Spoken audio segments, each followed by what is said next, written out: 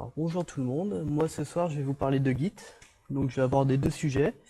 Le rebase interactif, donc je sais pas, il y en a qui l'utilisent au quotidien ou toutes les semaines. 2, 3, 4, quelques-uns quand même. Plus les timides, ça fait une bonne partie.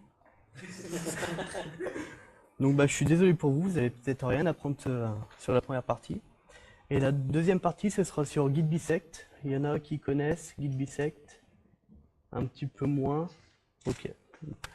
Donc, il n'y a pas de slide, ça va être du live console. J'espère que ça va marcher. Et on commence tout de suite avec le Git, avec le reset interactif. À quoi ça sert le Git, le reset interactif? Ça sert à avoir des logs propres. Donc là, j'ai fait un petit exemple où j'ai ajouté différentes features. Donc on voit, j'ai fait une feature 1, une feature 2. J'ai ensuite ajouté un fichier. Bon, ce commit n'est pas très parlant, c'est pas trop ce que j'ai fait dedans. Ensuite, j'ai un autre commit ici. Alors, j'ai fait deux choses. J'ai ajouté une nouvelle feature et j'ai bug fixé une autre feature. Donc moi, j'aime bien avoir des commits un petit peu... Mathieu, je vais te pourrir tes prochaines presses, promis. Moi, j'aime bien avoir des commits qui font une seule chose. Donc celui-là ne me plaît pas, donc on va la réécrire, on va le découper en deux. On va voir comment on fait ça de façon très très simple. Parce que généralement, quand on a fait nos commits, on n'ose pas trop y toucher de peur de tout péter. Donc là, c'est très facile. Je vais faire un git rebase-i add -5. Et donc là, j'ai une interface qui va me permettre d'éditer les choses. Donc par défaut, je vais avoir pick. Donc pick, c'est quoi? Ça va me permettre de laisser mes commits tels quels. Après, je vais avoir plusieurs options. Je vais avoir le reward qui va me permettre de réécrire mes messages de commit. Je vais avoir le edit qui va me permettre de complètement modifier mes commits. Et le fix-up et le squash. Donc c'est presque la même chose. Le squash, il va fusionner deux commits en gardant les deux messages de commit et en me permettant de les modifier. Et le fix-up, il va juste squasher le deuxième dans le premier en gardant le message du premier.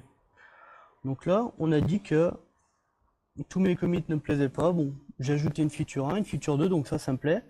Par contre, on a dit que ici, j'ai fait quelque chose, donc pour de vrai, j'ai ajouté la feature 3. Le commit me plaît, mais le nom ne me plaît pas. Je vais juste le réécrire. Et ici, ça me plaît pas, je veux carrément réécrire mon commit. Donc voilà, je remplace par R et par E.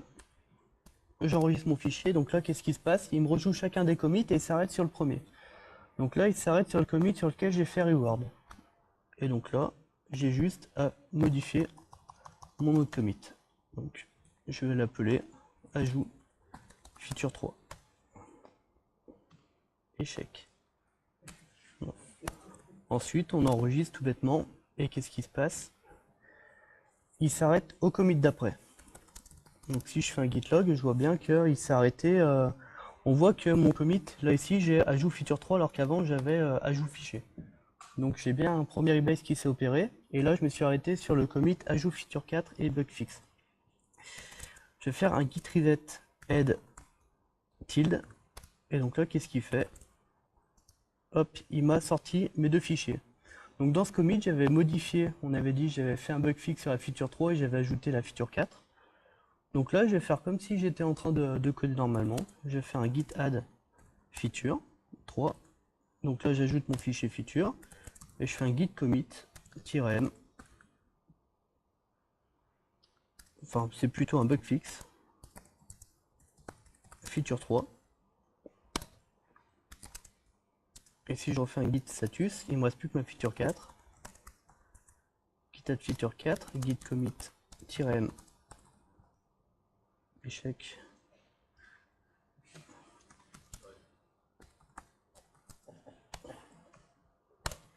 Donc là, je vois que j'ai plus rien à committer.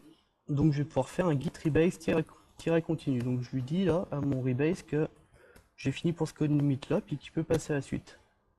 Là, qu'est-ce qui se passe? Il continue à défiler et il se rend compte que j'ai terminé. Donc il me dit que j'ai successfully rebase. Si je fais mon git log, je vois que j'ai un log très clair avec mon ajout feature 1, ajout feature 2, ajout feature 3, mon bug fix feature 3 et l'ajout de ma feature 4 et 5. Là, je suis encore pas très content, je me rends compte que j'ai ajouté la feature 3 et un bug fixe. Je voudrais un seul commit. Donc c'est pas grave, je vais réopérer mon git rebase.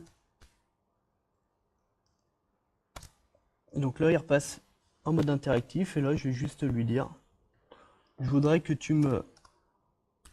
Voilà, je voudrais fusionner ces deux commits. Donc là, qu'est-ce qu'il va faire? Il va fusionner le bug fixe feature 3 avec l'ajout feature 3. J'enregistre. Voilà, exactement, avec celui d'avant. En fait, quand on fait un git log et quand on fait un git rebase interactif, les logs sont inversés. Donc quand tu fais un git log, tes anciens commits sont en bas, et quand tu fais un git rebase, tes anciens commits sont en haut. Et donc là, si je refais mon git log, je suis content, j'ai mes commits qui sont propres, j'ai l'ajout du readme, la feature 1, 2, 3, 4 et 5. Et donc là, je suis prêt à pousser. Donc de façon très facile, j'ai pu coder comme un porc sur mon PC.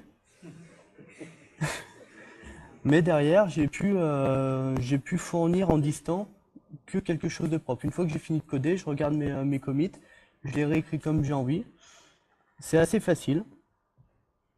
Et ça permet vraiment d'avoir un historique cool. Moi, ça m'énerve d'arriver sur des projets où j'ai des commits et derrière, je vais avoir 5 commits qui s'appellent typo, typo, typo. Voilà, c'est le genre de choses que j'aime pas avoir. Donc du coup, je fais de la réécriture, je squash, je réécris mes commits. Hop, on va passer maintenant. J'espère que ça n'a pas été trop vite. Je vous invite à venir me poser des questions par la suite. On va passer à Git Bisect. Git Bisect, c'est quoi? Ça va permettre de faire du debug avec Git. Alors pourquoi débugger? Je sais pas vous, enfin j'en connais une bonne partie, je sais que vous êtes comme moi, vous n'écrivez pas de bugs. Sauf que moi un jour je suis arrivé dans des équipes où j'étais plus tout seul à coder et les gens écrivaient des bugs et c'était super chiant. Et forcément c'est jamais celui qui écrit le bug qui le débug. Donc on va apprendre comment débugger grâce à Git. Donc là j'ai écrit, j'ai fait du blabla, j'ai fait un petit jeu de test. J'ai créé un fichier. Donc je vous montre le résultat actuel, c'est ça. J'espère qu'il n'y a pas de daltonien. Je suis désolé. Donc pour ceux qui voient pas, c'est un fond vert. Et alors à la base, quand je l'avais codé, c'était un fond bleu ou rouge, je ne sais plus. Et là aujourd'hui, j'arrive. Enfin, le client, il arrive, il voit son fond vert, il est pas content, il me dit il y a un bug, avant c'était bleu. Ok. Donc là, on va voir qui a fait l'erreur. Enfin, on va pas voir qui a fait l'erreur, mais on va voir quel est le code qui a créé cette régression. Donc là, pour faciliter la vue de l'exercice, on voit ici, j'ai un commit qui s'appelle fond en vert. Fin. Bonne soirée. Alors, pour de vrai, qu'est-ce qui se passe? Git bisect, c'est très facile.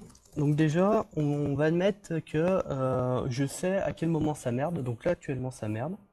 Et je sais à quel moment ça marchait. Donc si je fais un git log, moi, je sais à peu près que ici, dans ce commit, ça marchait. Donc je vais copier ce commit. Et donc là, je vais faire un git bisect start. Donc là, il est sur mon commit actuel. Je vais lui dire, écoute, mon commit là, actuel, il est pas top. Donc je lui dis, c'est un git bisect bad. Et là, maintenant, je vais lui dire, écoute, moi, ici, ce h2 commit, je peux te dire qu'il était bon. À ce moment-là, mon logiciel, il marchait. Échec. Git bisect good, le h du commit. Là, qu'est-ce qu'il fait? Il fait de la dichotomie. La dichotomie, c'est quoi? Il prend le commit qui marche, le commit qui marche pas, le commit qui marche, il divise par deux et il se positionne au milieu. Donc là, si je fais un git log, on voit que j'ai beaucoup moins de log normalement, parce qu'il s'est posé au milieu. Là, qu'est-ce que je fais? Tout bêtement, je retourne sur ma page, j'actualise. Donc on voit que j'ai bien moins de choses. Là, je lui dis quoi? Mon fond, il est toujours vert. Donc ça marche pas. Donc je lui dis quoi? Git bisect bad.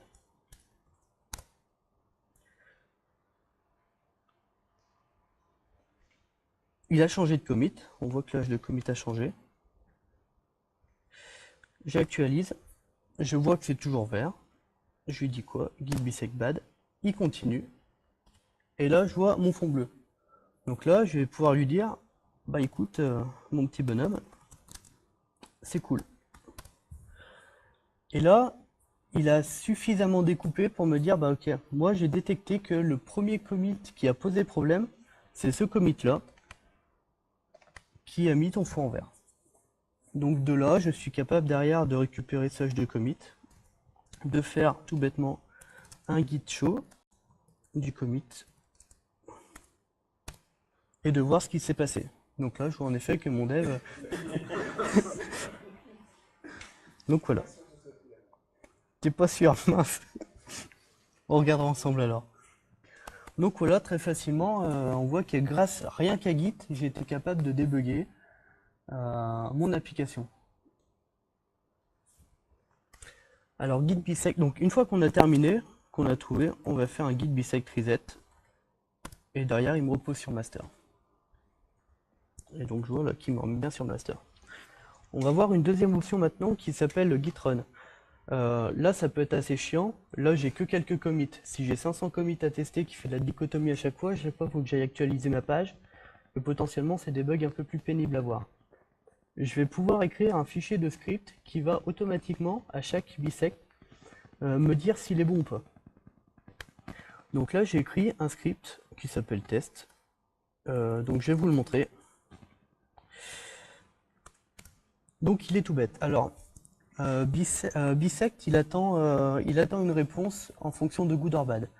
Le script, il doit me renvoyer 0 si mon script est si j'ai un good, et entre 1 et 127, sauf 125, si c'est bad. Je vous propose d'appeler Linus pour lui demander pourquoi il a fait ça. Mais bon, dans les faits, c'est ça.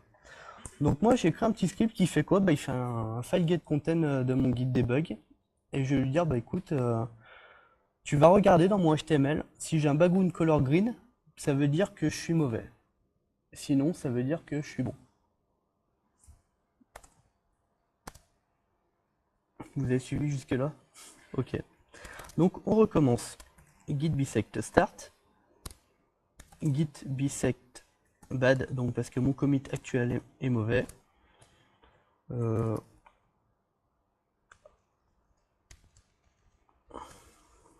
faut que je retrouve mon good. Hop. Et là, je lui fais un git run. Git bisect run, pardon. Donc c'est du PHP, donc je lance PHP test.php. Mais là, je croise les doigts pour que ça marche. Donc là, derrière, il tourne tout seul. Il fait sa petite vie et à chaque fois, à chaque bisect, il est censé retourner 0,1.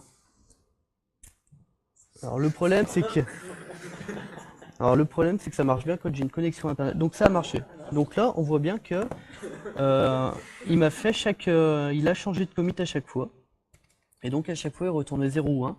Et il est capable à la fin de me dire, bah voilà, le dernier commit qui t'a posé un problème, c'est celui-là.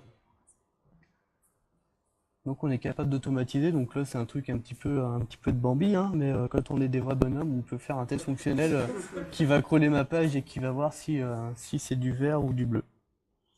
Donc voilà, on peut se servir vraiment de Git complètement pour faire du debug. On peut imaginer du coup dans ces fichiers relancer si on est sur du Symfony.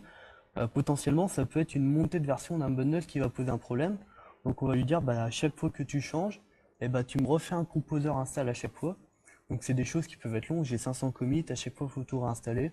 Je balance ça sur un serveur, je lui dis bah écoute cette nuit tu vas regarder quel est le bug, et puis demain je regarderai si tu m'as trouvé un truc de pas mal ou pas. Voilà, voilà.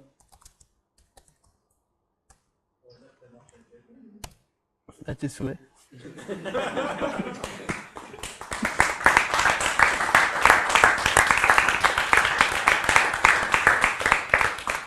Je vous remercie, je vous souhaite un joyeux Noël.